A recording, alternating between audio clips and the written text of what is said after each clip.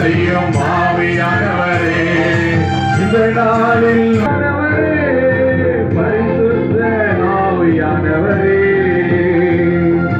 எங்களுக்குள்ளே வாசம் செய்யும் ஆவியானவரே, இந்த நாளில் உங்க சித்தம் போல் நடத்தி செல்லும் ஐயா, இந்த நாளில் உங்க சித்தம் போல் நடத்தி செல்லும் ஐயா.